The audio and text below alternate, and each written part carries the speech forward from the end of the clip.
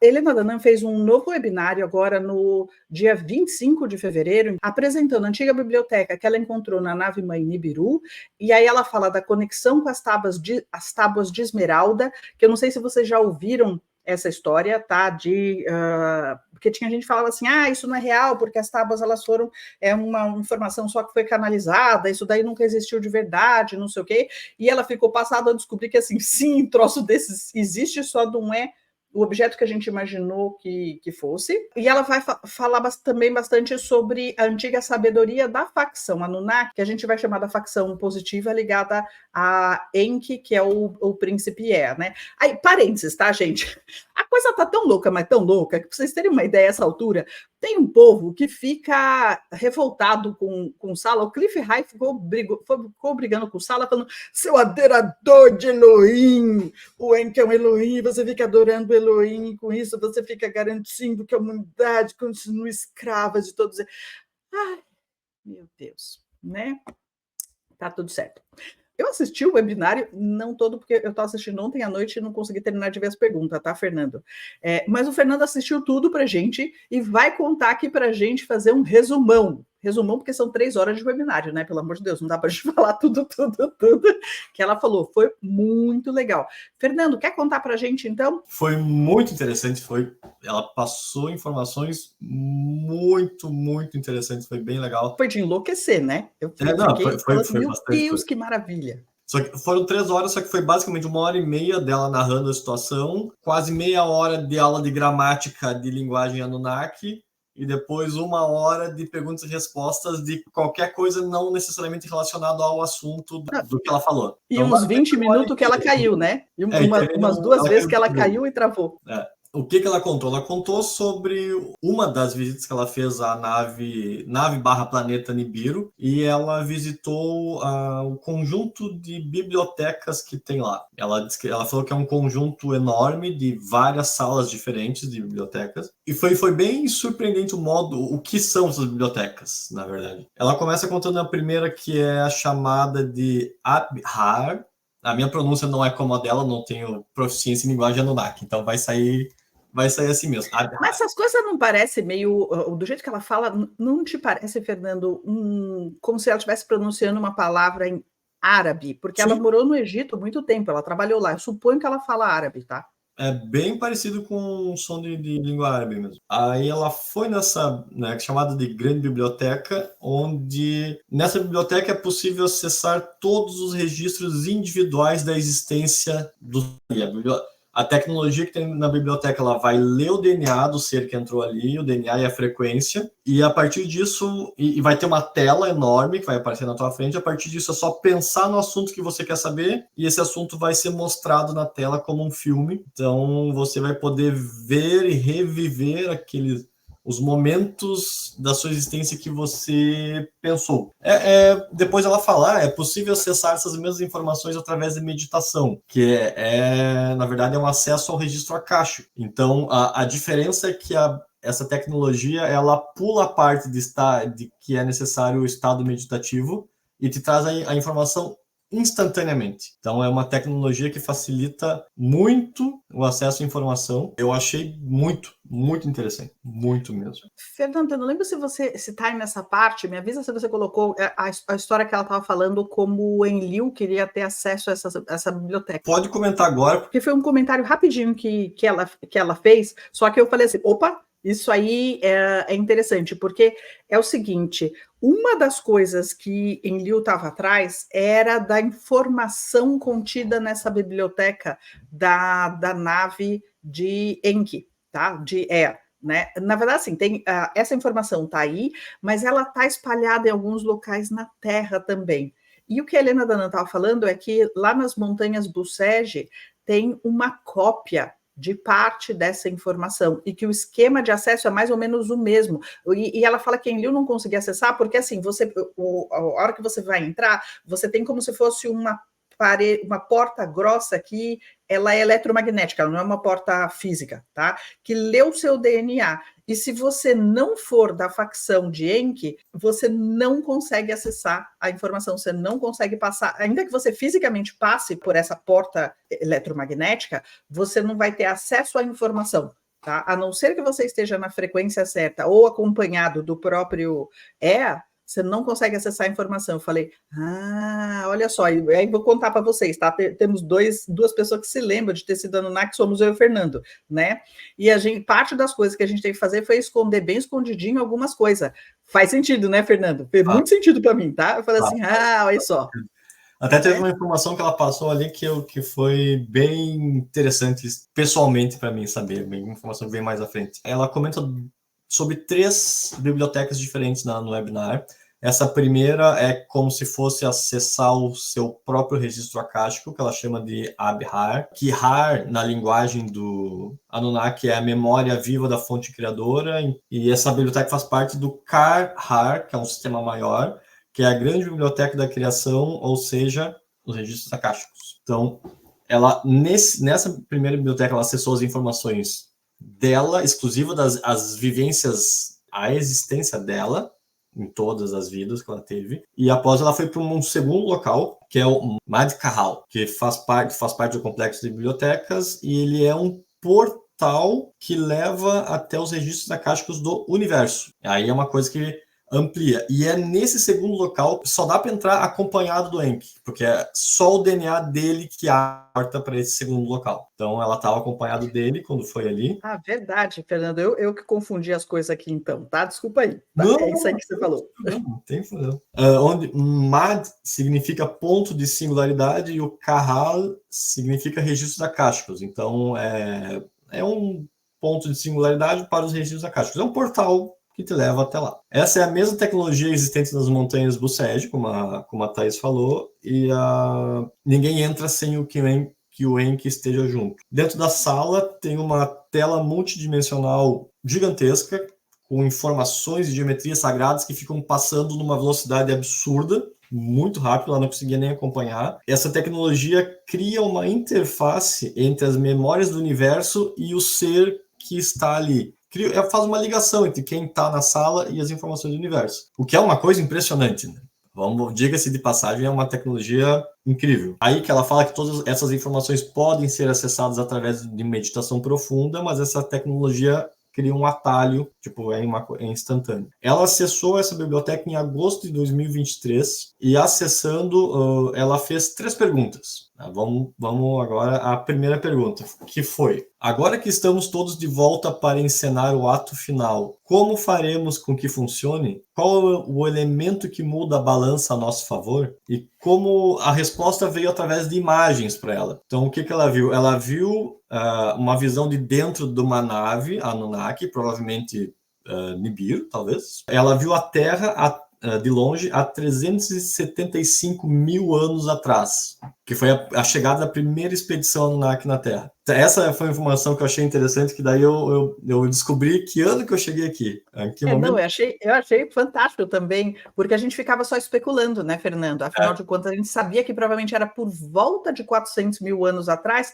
talvez 350, mas a gente não sabia. Aí ela passou agora. Gente, na verdade, ela falou assim, que deste momento foi 375.023 anos atrás. Ela foi bem exata, assim. E aí foi bem legal que ela falou que estava olhando pela janela da nave, estava a Enki e a equipe de cientistas dele ali reunida. E eu não sei qual equipe de cientistas, se eram só os principais que estavam ali, ou se era a equipe toda. Se estavam os chinelões da equipe, talvez eu pudesse estar ali junto também. Então foi bem interessante saber dessa visão. Que mais? A Terra era muito bonita, abundante, era um paraíso brilhante na escuridão do universo.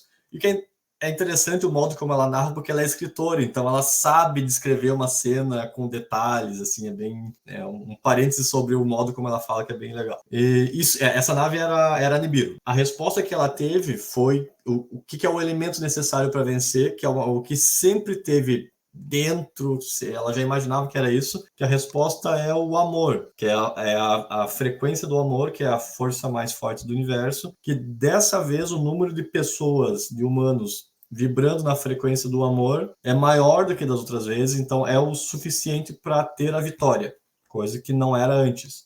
E que os inimigos, vamos chamar de inimigos, assim, só para poder fazer um contraponto no texto, eles não, vamos dizer, eles são, não é ligados, mas o vínculo que eles têm é o ódio. E o ódio, no final das contas, ele não une, ele separa.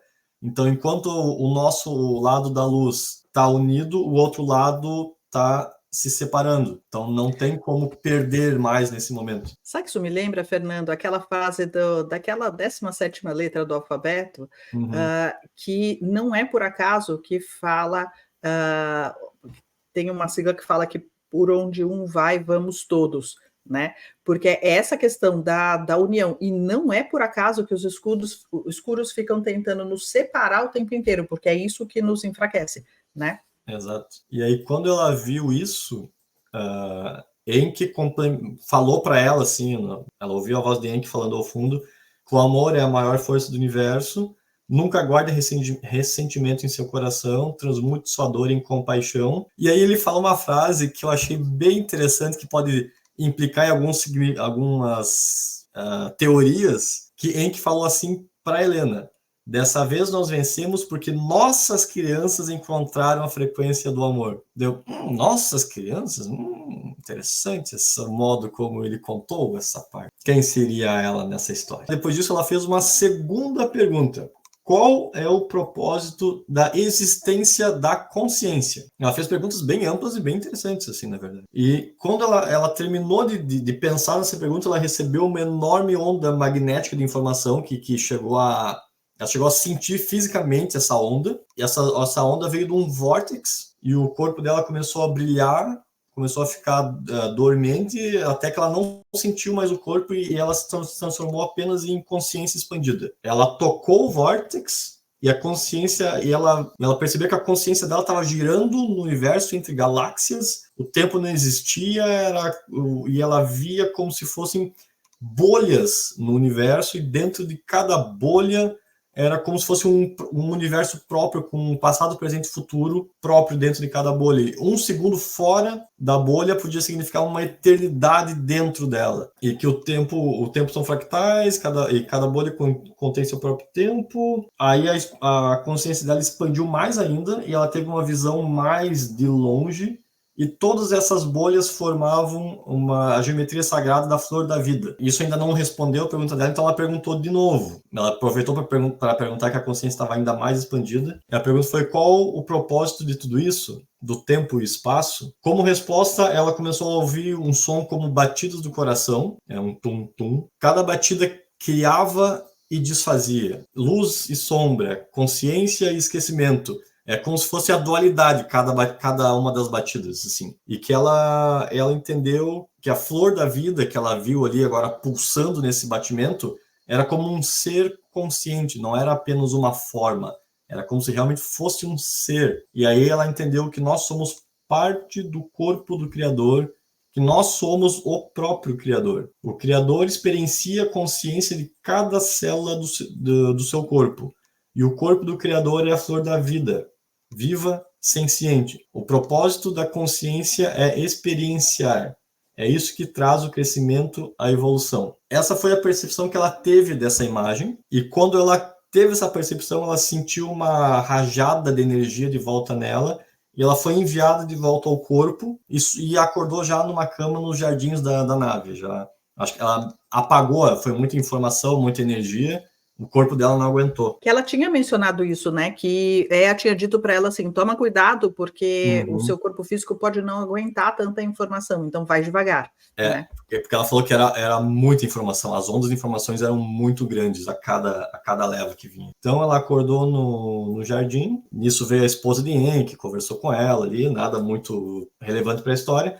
Depois a gente levou ela para uma outra biblioteca, que era uma biblioteca física, nesse caso, chamada Abakir, onde Enki mostrou para ela 2 tubos de metal que são usados para armazenar informações complexas. Mas basta tocar esses cubos com o dedo e as informações são enviadas direto para o córtex cerebral de quem tocou. É uma boa maneira, uma maneira mais rápida de aprender também, né? Um pouco mais prático. E aí então ela perguntou das tábuas esmeraldas, se existiam, onde é que estavam guardadas, e daí a gente falou que elas eram holografia, e ele começou a explicar que as holografias geralmente aparecem em um verde brilhante, e as tábuas esmeraldas são dispositivos holográficos de armazenamento de dados que são projetados vamos chamar de um tablet de cristal usado para armazenamento. Esse tablet de cristal físico, ele é maior do que a tábua, que é o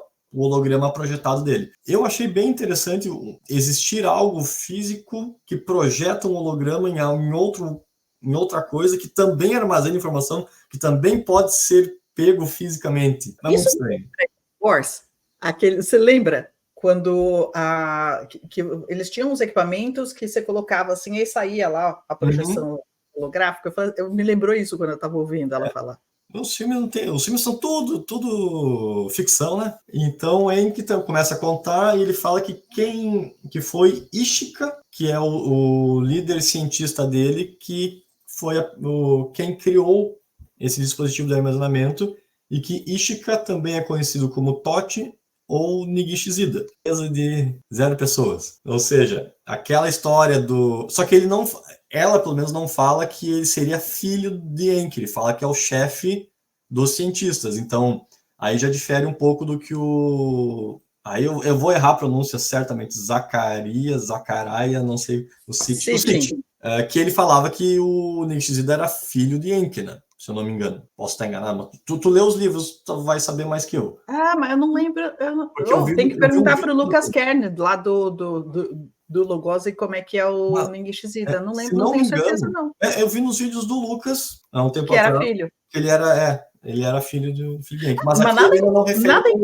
Mas nada impede de ser também, né? Porque eles chegaram juntos, ele poderia ser, mas não tem nenhuma referência que foi feita diretamente no webinário, né? Tem razão, vamos dar uma olhada. E que foi Tochi quem criou essas tábuas esmeraldas e escondeu na Terra, mas ele também fez cópias. Uma cópia está na nave Nibiru, outra cópia está em Sirius B, e eu não sei se eu entendi errado, mas eu entendi que são essas três versões que existem, nesses 3 locais.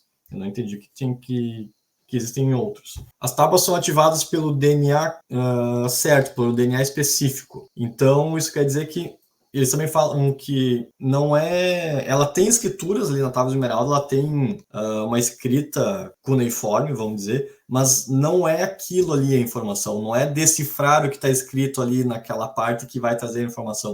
A pessoa que tem tá escrito assim, made in Nibiru do lado.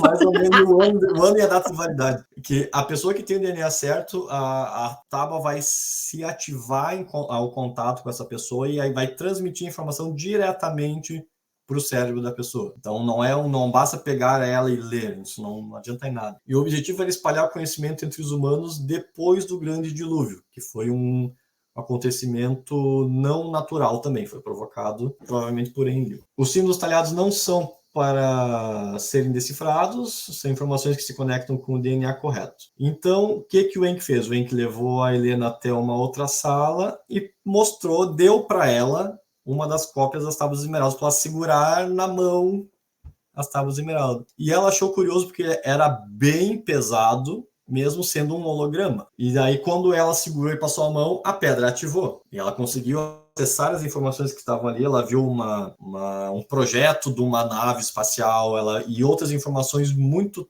técnicas que ela não entendeu, porque eram realmente muito técnicas. Então, ela só viu que as informações estavam ali, mas ela não entendeu o que era. E Enki falou que quem tem as tábuas possui um grande poder devido ao conhecimento nelas registrados. Então, provavelmente era atrás desse grande poder que o Enlil estava quando quis acessar essa parte, né? Outra coisa interessante que ela encontrou na biblioteca foi um conjunto de leis de relações governamentais entre várias raças desta galáxia, chamado Dayakura. Algo como a Lei Cósmica Galáctica, equivalente às diretivas da Federação Galáctica de Mundos. Ambas são baseadas na mesma regra de não intervenção de uma cultura menos desenvolvida, mas o conjunto de leis Anunnaki é mais completo e mais antigo, possuindo alguns componentes espirituais que as leis da Federação Galáctica não possuem. Ela também comentou sobre a Amala, que é um aparelho que registra eventos futuros. Essa tecnologia se baseia nos eventos atuais para projetar no futuro, então não é algo que realmente prevê o futuro, ela faz cálculos e projeções baseados nas informações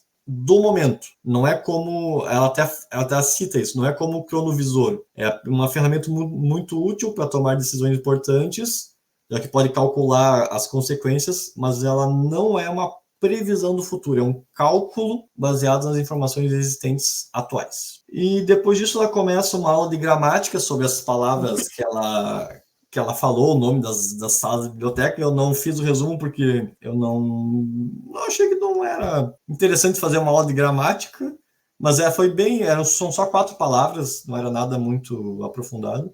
E depois ela começa a responder perguntas, qualquer pergunta, não era só pergunta direcionada ao que ela comentou, então não teve nada muito significativo também. Ai, mas, Fernando, você lembra o que significa a cura? Porque eu lembro que tinha a ver, a Dani está perguntando aqui, tem a ver com a cura e a matê, e ela mencionou isso, mas eu não lembro o que foi. Desculpa aí, a gente procura e depois coloca lá no Telegram, tá bom, Dani? Que eu não lembro agora. Você lembra, Fernando?